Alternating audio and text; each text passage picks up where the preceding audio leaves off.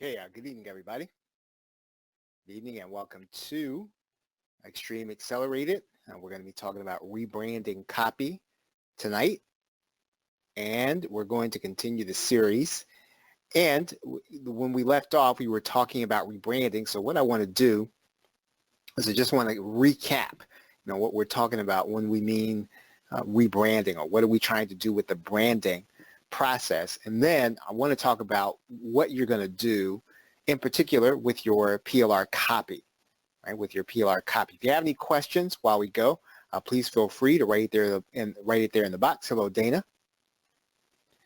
And then we will just kind of go through this. So again, feel free to stop me if you have any questions. All right. All right. So let's talk about rebranding copy. Rebranding copy. So what's rebranding?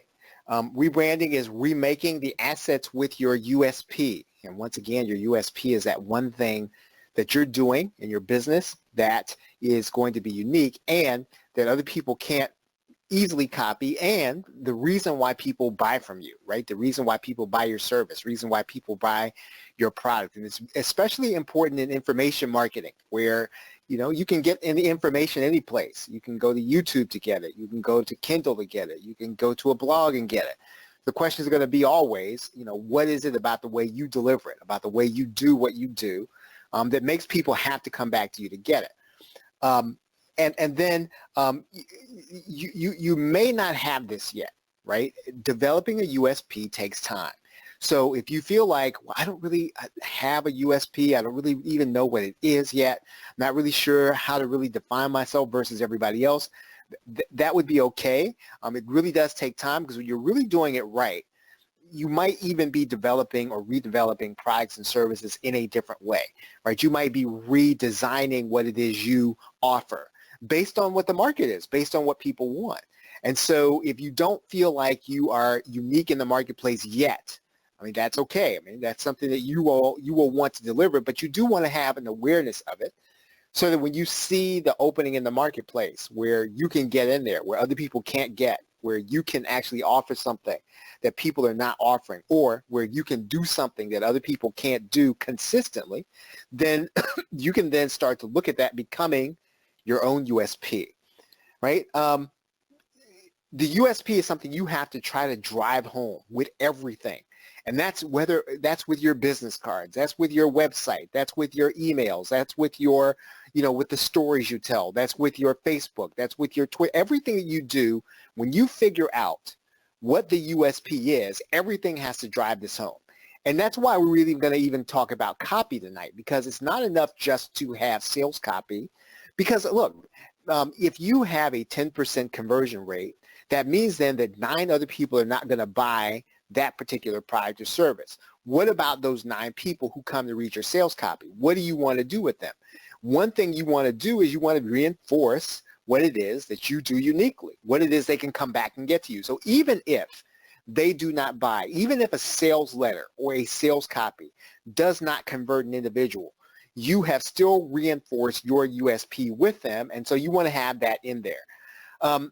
If sales copy is uncovering the value when it comes to an information product, part of that value has to be the way you deliver it. And again, this is just reinforcing this idea that you bring something unique to everything. So when you start talking about getting a PLR video, you start talking about getting a PLR, let's say a PLR ebook or a PLR audio package. What is it that you can offer that when I get done either listening to it or watching it or reading it, that makes me think of you, or makes me think of the way you deliver it, or makes me think of the way you do business, that I've got to come back and for you to get more? Is everybody with me on that?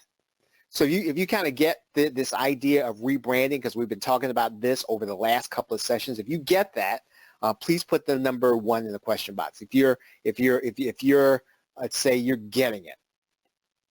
And that's really where we want to have the mindset about rebranding. We want to have the right perspective about rebranding, especially as we start talking about what you're going to do with your copy. How many of you have, let's say, sales copy that you got with hey, maybe you got PLR videos, or maybe you got a PLR ebook. And how many of you have said, well, what am I supposed to do with this, right? And that would just make you like everybody else. So if you have gotten that and you felt like, well, I don't really know what else I should change, what I should add to it, what I should take out of it. And typically, when we teach this, when we start talking about rebranding, we start talking about changing words and talking about changing, let's say, particulars about what it is you're offering. And I think all that's good and all that's necessary, but that's not really going to help us, number one, make the sale, number two, build our brand.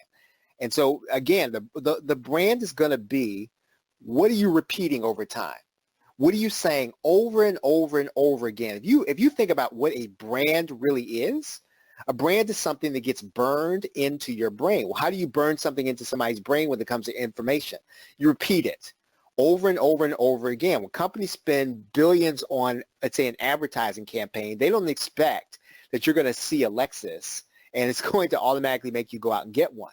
What they expect is that if they play that commercial 10,000 times, you see it 10,000 times, you get ready to go get a car, someplace in your brain you're going to be thinking, you know what, maybe the Lexus is something I want. You don't even know why that is, right? It's repetition, right? Rebranding is repetition. You burn it into people's brain by repeating it. And that's why I'm saying to you, you really got to have it in everything you do, right? You've got to try to repeat your USP in everything.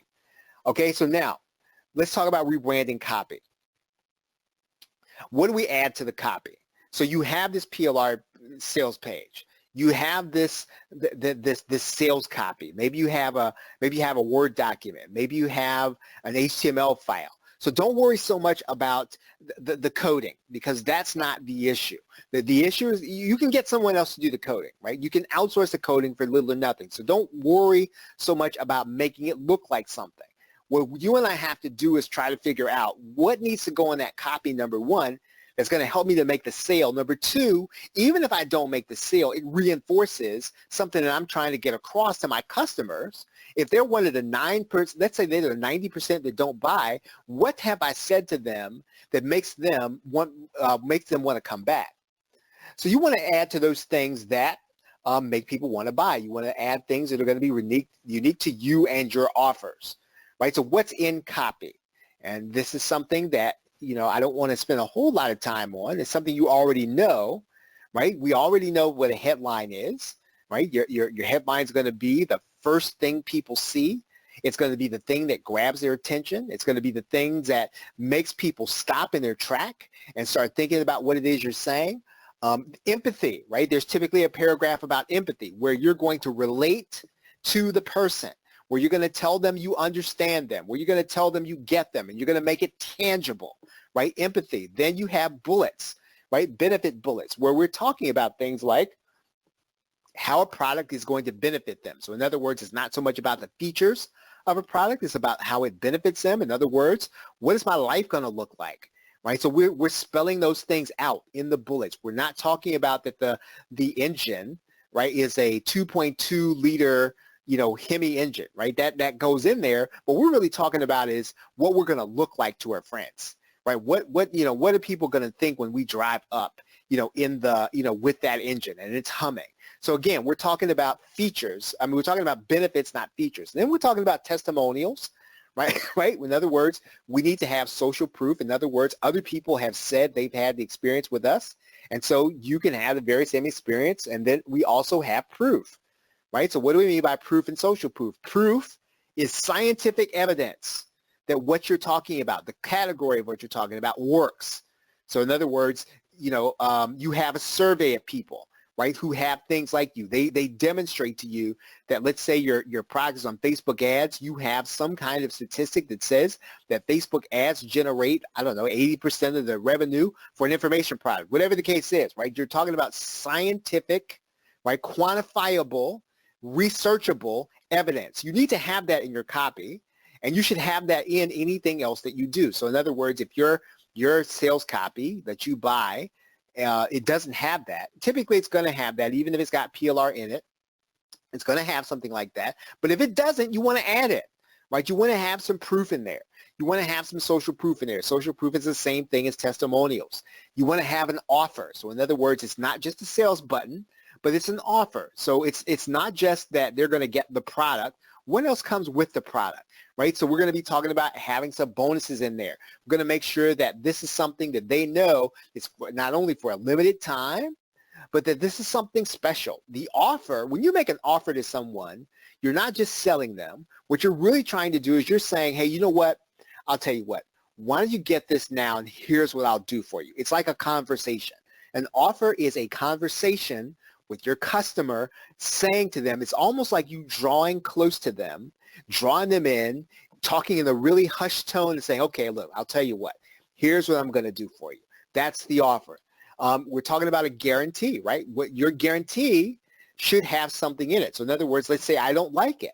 Let's say that I don't really like what I have. What is it? What is you're going to do if I don't like it? And then some kind of scarcity. All those are going to be part of your sales copy. Now again, that's copywriting in about 10 minutes, right? Now obviously, some people spend their whole life teaching copy and writing copy, and that's just an overview of copy, but that's basically what should be in your sales letter. And if those things are not in there, you have to get them in there, right? So let's say that the copy you buy, you go through this list and you don't see any proof in there, then you need to go find some statistics. You need to go find some scientific proof. If you don't have some testimonials in there, go get some testimonials about you, right? Now, let's say you get PLR.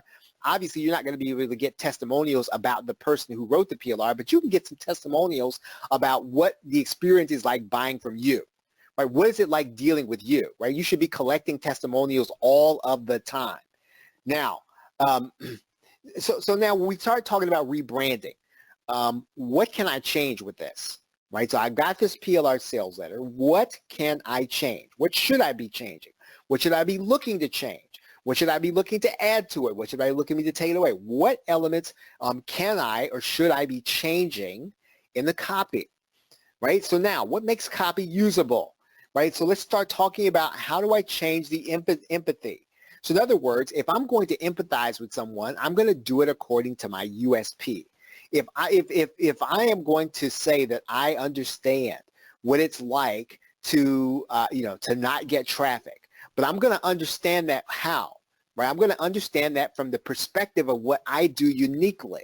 So I don't want to just say that I understand, let's say that, you're not getting the social media traffic that you need. Let's say we're talking about Facebook traffic. And if I'm not a Facebook ads expert, I don't really want to even get your mind going into Facebook ads. What am I going to add to the copy? I'm going to add something in there about how organic traffic really converts, right? I'm going to empathize with people about what it's like not to get that organic traffic. If I'm not going to be selling Facebook ads, I don't want to talk about that, even if it's effective. When I empathize with somebody, I'm going to empathize with them based on my USP. It has to be in the copy because, again, remember, if somebody doesn't buy from you, that's fine, right? 9 out of 10 people aren't going to buy from you, but it's okay at that if they go away knowing what your USP is. So when you empathize in the copy, when you are understanding who they are. In other words, the empathy part of the sales letter is where you are going into great detail, spelling out to the individual, saying, you know what, I understand you. I get you. But that has to be done from a perspective. It has to be done from the perspective of your USP. You can make your copy usable in terms of proof. What is the scientific reason for them needing what you are offering? Right now, again, that's what proof does. But again, we come back to the USP. What is the scientific reason that you do things the way you do them? Right? So let's say that, you don't use Facebook ads. You only use organic traffic. You don't rely on Facebook ads, or you don't rely on Facebook at all. Right? What is the reason for that? What is it that makes the way you do things necessary? Why is it that people need to consider the way you're doing it? You should have some science on it. You should have some verifiable, something quantifiable that you can say. And again, all this does when you bring that third-party information in, all it really says is, hey, I've got credibility. I'm not just winging this. Right? There's a reason for this. There's necessity in it. And I do this because there's good, solid evidence as to why I do it the way I do it. Proof is necessary when you add to the copy. Now, again, I know that this sounds like, well, man, I bought the PLR so that I wouldn't have to do all this stuff. And that's understandable. But if you really want to make a sales letter effective, right? If you really want to make it, you tailor that sales letter to you. You tailor it to your business. Now, again, all those other elements that I just talked about previously, the headline, social proof, all that stuff needs to be in there, right? So if you don't have that stuff in there, then you've got to make sure that gets in there. But then once you have all those elements, then it's time to start working with stuff so that it becomes about you and your business. Now, social proof. Let's talk about testimonials. Always be gathering testimonials about you and the way you do things, right? Right now, if you're not gathering testimonials, start doing that, right? And again, this is a discipline, and it's not something that I'd say falls to the top of people's list. Typically, I mean, what comes to the top is making sales, and I understand that. But this is going to help you long term if you do it consistently, right? When you understand that people, excuse me, people are going to buy sometimes just based on the fact that they see other people have bought, you don't know the impact of one testimonial, right? So try your best to get disciplined about collecting testimonials and then make them about you. They don't have to be about the product. Sometimes people are going to give you a testimonial about how awesome you are. But again, it can't just be how awesome you are. It has to be how awesome you are at delivering your USP. Now, again, if you're gonna pull a quote out of a testimonial, pull the quote out of the testimonial about how you deliver your USP. Right? Social proof is something that you can change. Sometimes it is about the guarantee. Right? Sometimes it's about the guarantee. Sometimes it's the way that you deliver your guarantee. When you start talking about rebranding the sales copy, and you're going to offer some kind of guarantee that other people don't have. Maybe you don't want to offer a money-back guarantee. Maybe you found something cooler to offer. Maybe you've got something that really does matter to people. Sometimes, when it comes to information products, right, and somebody's really dissatisfied, sometimes what your promise to them is going to be something even better, right, than getting their, their 7, 17, or 27 bucks back. Now, here's where you're going to make the most impact, right? Usually it's the bonuses, right? Bonuses should be added to the copy. Now, you're not always going to get them when you get a PLR sales letter. This is your responsibility. You need to add bonuses, and not just because people like bonuses. This really does add substance to the offer. It's really part of the offer, right? So in other words, you and I have to figure out what really matters to people. And we have to be, I'd say, you want to err to the side of being generous, err to the side of being liberal with your bonuses. When I say liberal, I mean small L. I mean, be willing to overflow with the bonus and make it relevant. Now, let's get into this a little bit more. So where can you get them? So number one, I suggest now you should be building an inventory of PLR. Right? Always be building an inventory of PLR and use it, right? Use it as a bonus. When you buy a PLR, you should know where everything is. You should have it, I'd say you should have it cataloged, or you should have it in a site so you can know what it is at a glance. You want to know your inventory. And so you want to use this PLR for your bonuses. Now, here's what I'm going to say to you about that. Be careful about using the images and graphics that everybody else is using. Now, if it's a bonus that, let's say, not everybody else tends to give away. If you're doing a bonus that not everybody else tends to have, then yeah, I would say for the sake of time, you might want to go ahead and use the graphics that those bonuses come with. But often, if you're going to get something, let's say that other people are using, go one step further and at least change the graphics. You don't want to have something out there that when somebody comes to your page and they see something that somebody else has, it's the exact same thing, it can be a turnoff. And again, understand something. I understand that time's of the essence, and not everybody has time to redo graphics.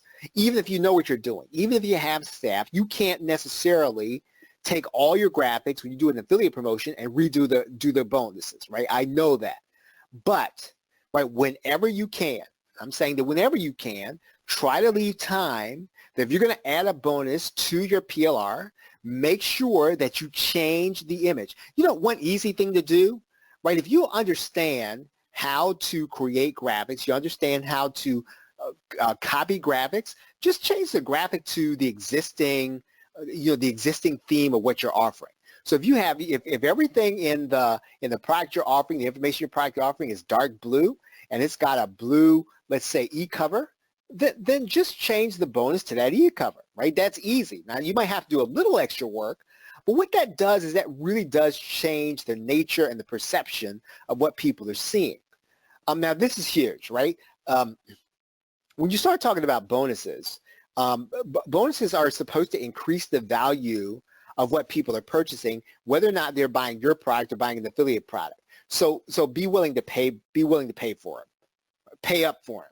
So in other words, don't try to look for the cheapest possible way to buy something that you can actually use as a bonus. If you're going to get something unique, you're going to get something that's good that people are going to value, be willing to pay for it. Be willing to grab something. When you see something and you know that not too many people are gonna have it, and you're going to be able to add it to your product, buy it, be willing to pay up for it.